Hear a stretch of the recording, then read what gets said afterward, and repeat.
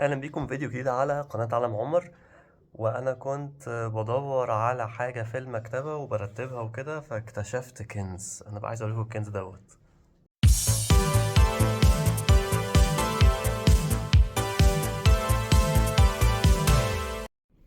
انا لقيت مجموعة الالبومات بتاعت الصور اللي كنت بجمعها وانا صغير. اوكي، ده يعني مش بتاعي، اوكي ده بتاع اختي. صدقوني، ايوه. هتلاقي اغلبها عن الكورة. ده ما كانش ألبوم، متهيألي ده كان زي عدد تذكاري هنتكلم عنه maybe. واو، واو. ذكريات تراب. اوكي، ده بتاعي مش هنكر. وده يا نهار ابيض. هحكي لكم ايه ده بالتفصيل. في ناس طبعا مش فاهمه ايه ده. انا يعني بالذات اللي هم الاجيال الجديده، مع احترامي طبعا.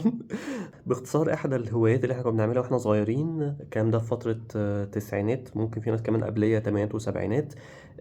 بنجمع الصور بتاعه الحاجات اللي احنا بنحبها في البومات. كانت بتتباع الحاجات دي في ستيكرز. بنشتريها وبعد كده نفتح العبوة نشوف ايه الستيكرز الموجودة. كل ستيكر وراه رقم نحطه جوه الألبوم في الترتيب بتاعه. في الحالة بتاعتي أنا وأنا صغير كنت مهتم جدا بالكورة زي ناس كتيرة، فكان عندي ألبومات كتير للبطولات المختلفة، كأس العالم بقى، كأس أفريقيا، كأس أوروبا and so on. أنا ممكن أقعد أرغي كتير، فمتهيألي الأسهل إحنا نبص ونشوف ايه ده. اوكي، معانا أول ألبوم. انا مش ماسكهم بالترتيب التاريخي، انا هنا همسكهم بالترتيب اللي لقيتهم بيه جوه المكتبه. فده كان عن بطولة كأس أفريقيا سنة 96. هتلاقي معظم الألوان دي عاملها شركة اسمها بانيني، اي ثينك إن هي كانت إيطالية لو أنا فاكر صح. الموضوع مش صور بس، هنا هتلاقي شوية معلومات زي مثلا النتائج بالتصفيات. الناس دي وصلت ازاي للبطولة اللي اتلعبت وقتها في جنوب أفريقيا. دي المجموعات. ده معناه إن مصر في التوقيت ده سنة 96 كان معاها أنجولا، الكاميرون، وجنوب أفريقيا. ده الترتيب بتاع كل بطولة كانت بتتعمل فين ومين كسبها. يعني مثلا أول بطولة سنة 57 كأس أفريقيا كانت اتلعبت في السودان ومصر هي اللي كسبت and so on. وبعدين بيقولك برضو مين الهداف. الجوهري بتاعنا كان مثلا هداف البطولة التانية اللي مصر كسبتها برضو. بيتكلموا عن أبطال أفريقيا عبر التاريخ. الكلام ده لسه ما دخلناش للبطولة نفسها والتقسيمة بتاعت المنتخبات والملاعب فين وهكذا. البطولات الأولمبية، وبيقول ترتيب الدول الأفريقية اللي راحت للبطولات الأولمبية ديت. يعني مثلا مصر طلعت الرابع في البطولة بتاعة سنة 28 اللي كانت بتلعب في أمستردام، واللي كسبتها وقتها الأوروجواي. أوروجواي باي ذا واي في التوقيت ده كانت ملكة الكورة، ولو الناس بقى اللي مذاكرة تعرف إن الأوروجواي كانت بتكسب كأس العالم في البداية خالص لما كان لسه بيتلعب. سنة 96 البطولة بتاعة أتلانتا ما كانتش لسه اتلعبت، والناس اللي عارفة بقى ومذاكرة نيجيريا هي اللي كسبت البطولة دي. وبعد كده الفرق نفسها، فكان يجيب لك التشكيل. حاجة كمان هتلاقيه بيقول لك كل لعيب بيلعب في أنهي نادي. ده فريق مصر. ده الصورة الجماعية. هنا نادر السيد، ده طارق العشري.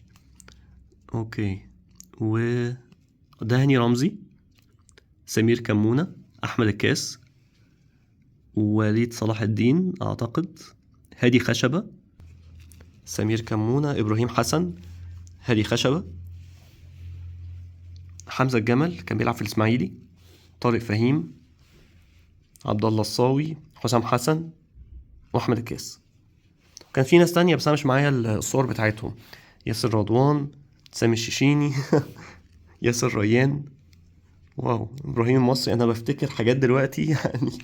لايبيريا كان فيها اللعيب اللي هو كان في التوقيت ده كان أحسن لعيب في العالم، اللي هو جورج وايا. أنا حاسس إن أنا بنقب على آثار تقريبا أو حاجة زي كده. يورو 2000 تالي ده ألبوم جبته متأخر أو في نهاية اهتمامي بالهواية ديت. هنا كل أسامي الدول بجميع اللغات أو أغلب اللغات على الأقل المستخدم في أوروبا: الإنجليزي، الألماني، الفرنساوي، الإيطالي، الهولندي، والأسباني. نفس الكلام، التصفيات، مين هيلاعب مين، امتى، الساعة كام. للأسف الألبوم ده شبه مش مكمل فيه حاجة. كل واحد من دول مولود فين، تاريخ ميلاده، الطول بتاعه، وزنه، وبيلعب في نادي ايه. ودي الخريطة، دي الحدود ما بين هولندا وبلجيكا. وبيقول لك هنا بقى المدن اللي هي بتستضيف البطولة. ده هو التميمة يعني. تلاحظ التميمة هنا كانت حاطة باروكة نصها علم بلجيكا ونص تاني علم هولندا. دي كاس أوروبا سنة 96، ودي الرموز بتاعة الاتحادات بتاعتهم، اتحاد الكورة، البطولات كلها. سنة 80 مين كسب، سنة 76 مين كسب، سنة 72 مين كسب، وبيجيب لك ايه اللي حصل في الآخر كام ماتش. بطولة 84 دي اللي كسبتها فرنسا، عشان كده حاطين بلاتيني. هولندا ماركو فان باستن. مش عارفين القصص دي ولا لا. ماركو فان باستن ده اتصاب إصابة كبيرة جدا أعتقد سنة 92، وكان هو يعني في التوقيت ده يقال إن هو أحرف لاعب في العالم. كانت لاعب في إنجلترا وقتها، فيجيب لك المدينة ويجيب لك الملعب ده، ملعب ويمبلي. شوف بقى سنة 96 مدينة ليفربول. مانشستر. الناس اللي ما تعرفش، مانشستر يونايتد وأرسنال كانوا هم أقوى فريقين في التوقيت ده في الدوري الإنجليزي. هولندا كان معايا كتير في هولندا هنا. فاندر سار، اوكي، كان يلعب في اياكس وقتها، من احسن حراس المرمى في التاريخ. فرقة هولندا دي دايما فرقة مرشحة، فرقة قوية جدا. دينيس بيركامب، واحد من افضل اللعيبة في التاريخ، كان بيلعب في الارسنال ده يعني العصر الذهبي للارسنال لما كان دينيس بيركامب معاهم طبعا، وتيري هنري. بلغاريا، هريستو ستويتشكوف، ده كان احسن لعيب في بلغاريا في تاريخها، واعتقد كسب الكرة الذهبية، ومتهيألي كان هداف كاس العالم 94. انا اللي مش متأكد اوي، بس اعتقد كان هداف كاس العالم 94. رومانيا، هاجي برضو احسن لعيب في تاريخ رومانيا كلها، كان بيلعب في برشلونة. بس خلي بالك برشلونة بتاع التسعينات غير برشلونة بتاع ميسي، عشان بس ما تتخمش. كان فرقة قوية بس مش زي العهد بتاع جوارديولا وما شابه. ألمانيا، تخيل بقى في التوقيت ده أوليفر كان الحارس الاحتياطي، كوبكا كان الحارس الأساسي. تشيك برضو ده في عزها لو أنا فاكر صح، النهائي كان ما بين التشيك الفرقة ديت وألمانيا، وألمانيا هي اللي كسبت لو أنا فاكر صح. إيطاليا، فرقة نجوم، لأن الدوري الإيطالي كان هو أقوى دوري في التوقيت ده. باولو مالديني. دنمارك، بيتر شمايكل، كان بيلعب في مانشستر يونايتد، واحد من أفضل حراس المرمى في التاريخ. تعال نبص بقى على الدوري المصري. اللي كان بيعملهم كان أخبار اليوم، انا مش متاكد ده حسام ولا ابراهيم بعيدا عن القلش. اشرف قاسم لعيب قوي جدا كان في الزمالك. انا مش فاكر ده مين، مش فاكر فعلا، بس هو كان شاطر وكان في الاسماعيلي، بس كان شاطر جدا. رضا عبد العال. كابتن رضا. كابتن خالد الغندور. انا مش فاكر مين ده، بس كان بيلعب في المحله لو انا فاكر صح. ودي كانت التميمه اللي كانت عاملاها اخبار اليوم، علشان كل البوماتها الخاصه بنجوم الدوري كانوا بيحطوا فيها التميمه ديت. تعال نبص بقى. الموضوع كان مليان اعلانات عن اي شيء، يعني انا مش عايز ابص برضو متخيل ممكن نشوف ارقام صادمه للاسعار هنا. كانوا بيحطوا لهم استيكرات كمان، اللي هو يعني احنا مكلفين يعني. كان في مسابقه اللي يكمل الالبوم بيبعته، وده الكوبون بتاع المسابقه. اوكي، نادي الاهلي بيشرح بقى، الاهلي بيشرح تاريخه، تالت نادي اتعمل بعد السكه الحديد والاولمبي. بيتكلم على تاريخه، كسب الدوري 23 مره. الكلام ده سنة كام؟ ثانية واحدة، سنة 94 95. وقتها كان الأهلي كسب 23 بطولة دوري. سجل الأهلي 1402 هدف. تاني الكلام ده امتى يا جماعة؟ الكلام ده سنة 94 95، يعني من وقتها لحد دلوقتي طبعا الأرقام دي زادت تماما، بس تخيل الأرقام دي كانت كتيرة ازاي. في جمال السيد، عمرو الحديدي، يكتب لك كل واحد من دول مدافع إذا كان بيلعب في منتخب ولا لأ، فبيكتب دولي وبيكتب مواليد امتى. محمد يوسف طبعا، من يعني الناس دي كلها قامات زي ما بيقولوا. احمد شوبير ما كانش معايا الصورة بتاعته. كان عندنا ناس محترفة برضو، كان عندنا حارس من ليسوتو اللي هو تابان سوتو. محمود ابو الدهب، مش عارف تعرفوه ولا لا، الراجل ده كانت رجليه مرزبة فعلا، يعني كان روبرتو كارلوس بتاعنا. مشير حنفي هايل برضو. رضا عبد العال، فكرة اللعيبة بتاعت السنوات دي ما خدتش حقها في الشهرة بالنسبة للجيل مثلا بتاع حسن شحاتة او كده. الناس دي ما خدتش فعلا الشهرة اللي تستحقها، كان لعيبة حريفة جدا، بس يمكن كان الكرة المصرية محتاجة تتطور من ناحية الاحتراف وكده. أحمد أيوب وتامر حفني. أسامة عرابي ده كان كابتن الأهلي فترة كبيرة. محمد عبد الجليل. وحيد صلاح الدين كنت بحبه جدا، حريف جدا جدا، وكان خليفة الخطيب. أحمد فهمي. اشرف ممدوح، احمد عبد الفتاح. كانش معايا ايمن شوقي وحسام حسن، الاتنين دول كانوا دويتو هايل. وكان المحترف الاشهر في تاريخ الاهلي وقتها احمد فيليكس. الزمالك 8 بطولات في التوقيت ده. هشام يكن كان هو الكابتن، مكتوب اهو الكابتن. عمرو عبد السلام كان الحارس الاحتياطي. الحارس الاساسي كان نادر السيد. اشرف قاسم مدافع، فعلا كان حريف. خالد الغندور، ايمن منصور، اسامه نبيه كان من اللعيبه الشاطره برضو، عفت نصار، اسماعيلي. سعفان الصغير كان الحارس الاساسي، هو دلوقتي مدرب حراس المرمى في المنتخب. احمد العجوز، ايوه ده اللي كنت عايز اعرف اسمه، كان لعيب شاطر جدا جدا جدا جدا. محمد صلاح ابو جريشه، كل عيله ابو جريشه يعني غنيه عن التعريف. كان في لعيب حريف جدا بس مش عارف صورته، اللي هو احمد فكري الصغير. اوكي، وانا صغير كنت فاكر احمد العجوز ده عجوز فعلا، واحمد فكري الصغير ده عيل صغير بيلعب معاهم. ده ستيكر لقيته بس انا ما ظبطتوش، معرفش اظبطه مظبوط للاسف. اتحاد سكندري، هو كان اشهر اتنين احمد ساري وطارق العشري حسب ما انا فاكر. لا يعني طبعا الباقيين مش نجوم. اولمبي كان اشهر لعيب فيه احمد الكاس. غزل المحله كان كسب بطوله، ودي الفرقه بتاعته كلها على بعضها وقتها. ده عبد العظيم الشوري اللي كان صورته موجوده على الغلاف بره. رحله عبر الزمن، مقاولين العرب كان كسب بطوله برضو. احمد صابر كان هو الحارس. احمد نخله بعد كده جه الاهلي. سمير كمونه قبل ما يجي الاهلي، طبعا شعر مختلف خالص. خلي بالك ان ده هو مواليد 72، فلو البطوله دي اتلعب سنه 94 يعني كان عنده 22 سنه. مصري برضه من الفرق القويه من زمان ولحد النهارده. ابراهيم مصري كان احرف لعيب في المصري في التوقيت دوت حسب ذاكرتي. اتحاد عثمان، الفرقه دي معرفش راحت فين. اتعملت سنه 91، كان اسمه نادي دينا الرياضي. واو، اللي هو بتاع مزارع دينا. نادي اسوان، احمد حسن كان بيلعب في اسوان، معلومه مش كتير عارفينها. وكان وقتها تحت السن لان هو كان عنده يعني وقتها 19 سنة مثلا او حاجة زي كده. ده السجل بتاع الماتشات في التوقيت ده، فالمفروض انت بتكمل يعني. هو ده كان الدور الاول اتلعب، الدور التاني لسه ما اتلعبش. فكان بيقولك بقى حصل ايه. مثلا في الدور الاول بلدية المحلة والاهلي تقابلوا، الاهلي كسب بلدية المحلة 2-0. انا بقى رحت كاتب ان في الدور التاني برضو كسبوا 2-0. اهلي واتحاد عثمان، الاهلي كسب اول ماتش 2-1، في الدور التاني 1-0. انا اللي كاتب ده. تعال نشوف الاهلي والزمالك كده عملوا ايه. الاهلي والزمالك الدور الاول 0-0. بصراحه ما اعرفش حصل ايه في الدور التاني. جوائز المسابقه كان كام بقى؟ على فكره دي جوائز رهيبه. ايه ده؟ 50,000 جنيه. تخيل في التسعينات. ايه ده؟ 20,000، 10,000 و1000. لا يعني مسابقات تستحق بصراحه. بس انا ما كملتش الالبوم كده كده يعني الالبوم كله بجنيه ونص، 150 قرش، وكيس الاستيكر بنص جنيه. احنا لسه بنقول يا هادي يعني، هو رحلة طويلة بس يعني كلها نوستالجيا. ده ما كانش ألبوم بقى، ده كان عدد تذكاري نجوم الكرة الأفريقية سنة 2000. ده كان وقت ما فودافون لسه اسمها كليك في مصر. حسام حسن طبيعي في التوقيت ده كنا احنا لسه كاسبين بطولة 98، وكان هو النجم بتاع الفريق، مش لوحده طبعا بس كان من أهم النجوم بتاع الفريق.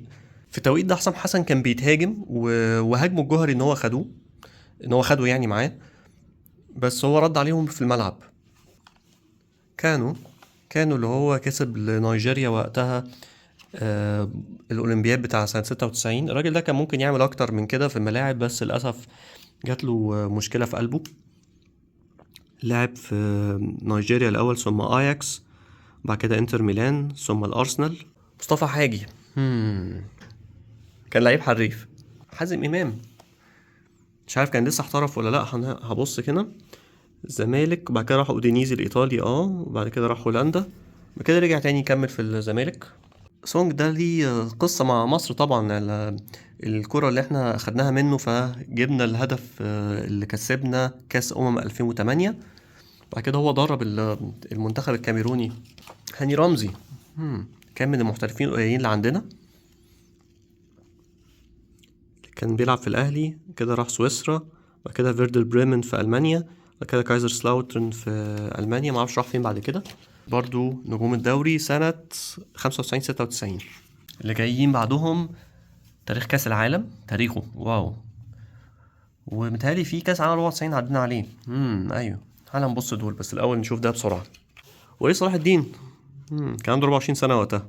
بص الاعلان ده، الاعلان ده كان حاطط ريدج من ذا بولد اند ذا بيوتيفول.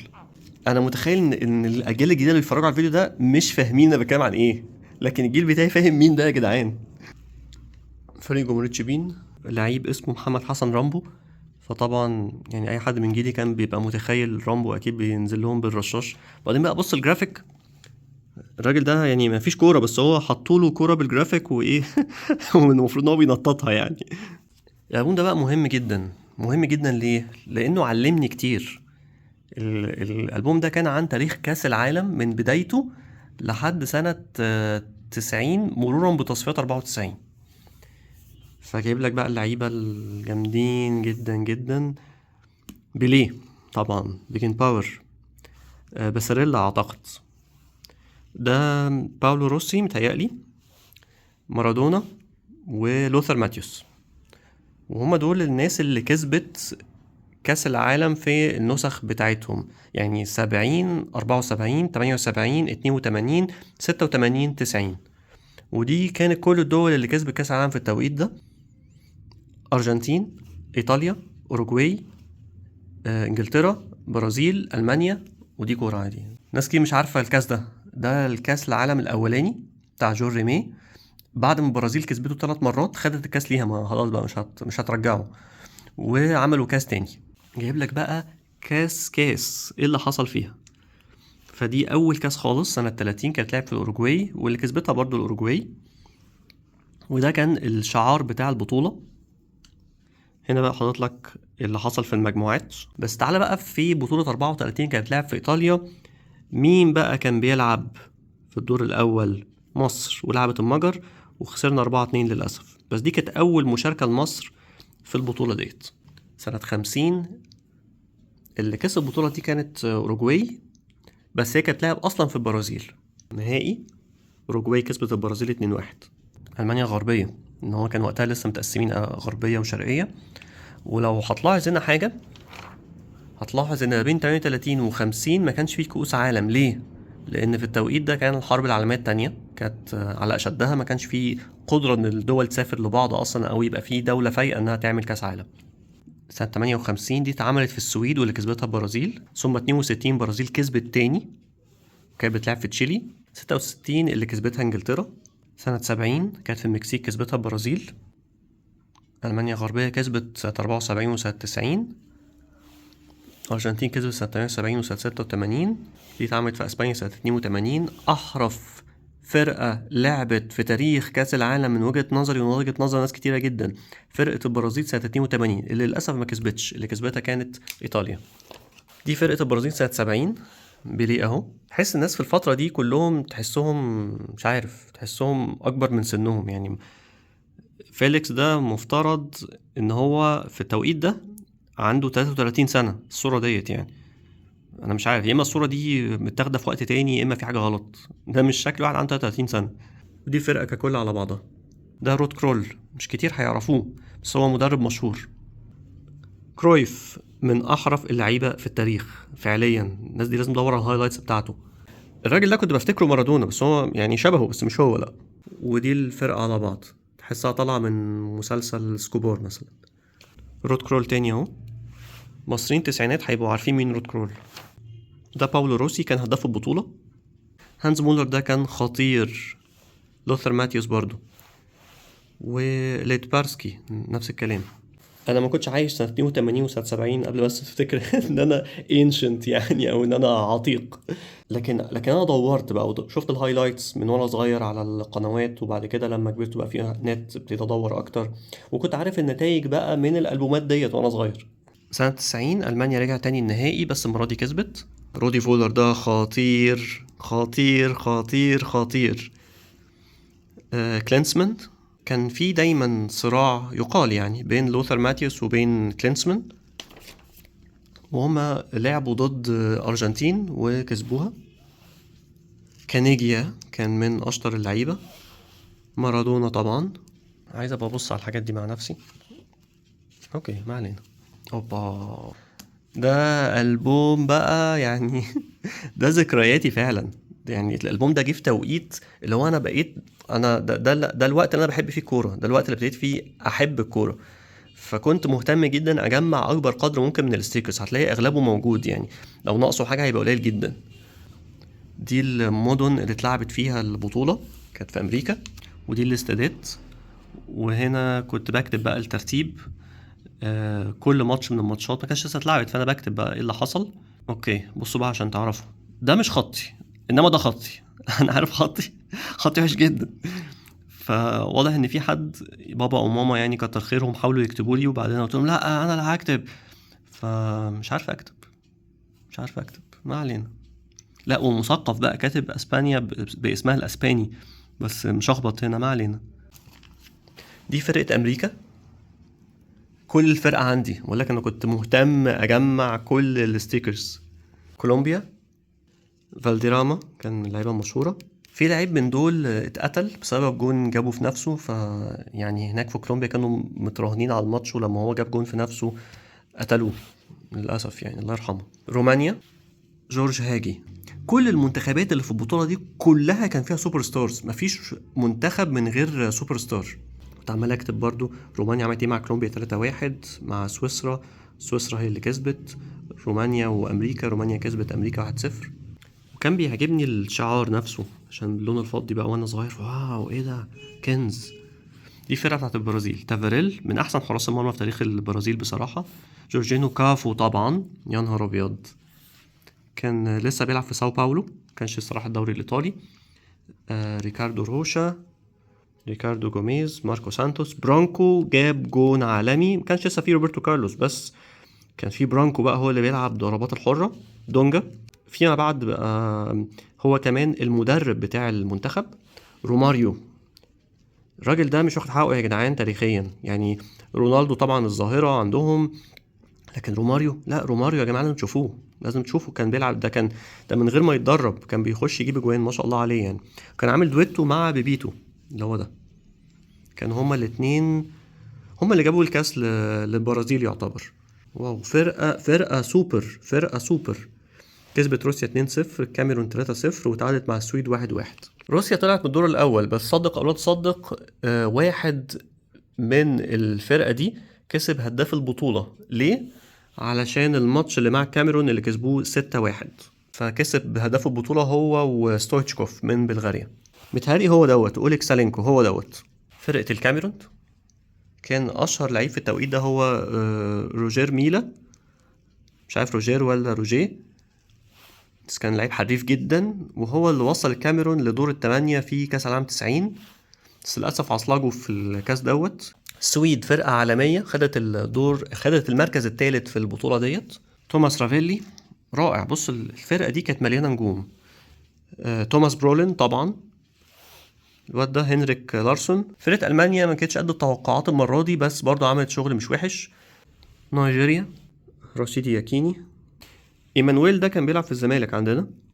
فرقة كانت هايلة جدا، للأسف طلعت من دور 16، بس كانت ممكن تعمل أكتر. الفرقة دي كسبت بلغاريا اللي هي خدت المركز الرابع في كأس العالم ده، كسبتها 3-0. خسرت بالعافية من الأرجنتين 2-1، ولو أنا فاكر صح كانت 1-0 في الأول لنيجيريا. كان في مشكلة بتاعة المنشطات، فمارادونا طلع بدري بدري. وكان يجي ده باتستوتا بقى، باتستوتا ده يا جدعان، يا للي لحق باتستوتا وهو بيتفرج عليه. طلع وصلت للنهائي. دينو باجيو. وفين بقى روبرتو باجيو؟ اهو روبرتو باجيو. خسروا من ايرلندا 1-0، كسبوا النرويج 1-0، اتعادلوا مع المكسيك 1-1. شوف كل الماتشات صعبة، كل الفرق فيها نجوم يقفلوا عليك الدنيا. المغرب، البطولة دي كان فيها أول ماتش بين فرقتين عربيتين. المغرب لعبت السعودية، السعودية هي اللي كسبت 2-1. فرقة هولندا دي دمار دمار يعني، يقولوا انا اصطدمت بالبرازيل في دور الثمانية، متهيألي كانت المفروض تكسب كأس العالم، بس مش عايز اقول بسهولة، بس يعني باقتدار. رونالد كويمن، فرانك ريكارد، فرانك دي بوير، ورونالد دي بوير. طبعا دينيس بيركامب كان بيلعب في انتر وقتها. مارك اوفر مارس، رود خوليت. يعني بصراحة مش عارف فرقة يعني هتعمل ايه اكتر من كده يعني. وفريق السعودية اللي وصل لدور ال16 محمد الدعيع كان حارس المرمى، وسامي الجابر كان بيلعب معاهم. اخر واحد معانا كاس العالم فرنسا، اللي بعديه البوم عن العربيات. فبما ان احنا ما بنتكلمش عن العربيات النهارده، بنتكلم عن الكوره، فنبص على ده. كنت بكتب ايه اللي حصل، مين لاعب مين، وهكذا. برازيل كنتش مجمع كتير زي ما انت شايف. دي الفرقه على بعضها. ده روماريو اللي حالق 0 زي رونالدو، حالق هنا 0 برضو. واللي ورا ده روبرتو كارلوس. تافاريل برضو هو حارس الرئيسي. دونجا هنا. ريفالدو كان معاهم.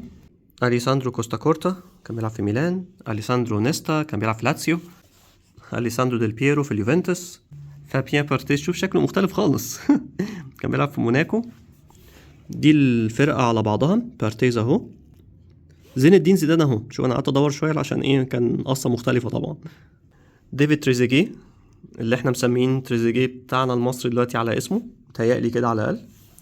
ليليان تورام فرقة اسبانيا، والمرة دي راؤول كان بيلعب في ريال مدريد، وكان مع المنتخب الاسباني. باراجواي مش معايا الصورة بتاعت الحارس ده، بس شيلافيرت كان حارس بيلعب الضربات الحرة، كان حارس شاطر برضه. تاني خلصوا الفيديو دوت، تروح تغسل وشك من التراب اللي احنا شفناه سوا ده. فيديو طويل، حاولت اختصره قدر الامكان في المونتاج، بس في حاجات استخسرت، لا مش هينفع الحاجة دي تتمسح. كالعادة لو بتشوفني على اليوتيوب ودي أول مرة على القناة، متنساش تعمل سبسكرايب. أيا كان بتشوفني منين، لايك وشير، ومستني الكومنتات بتاعتكم اللي أنا بقراها بانتظام. لو عندكم أي سؤال على الألبومات ديت، عن الكورة في التوقيت دوت، أنا معاكم. أشوفكم على خير.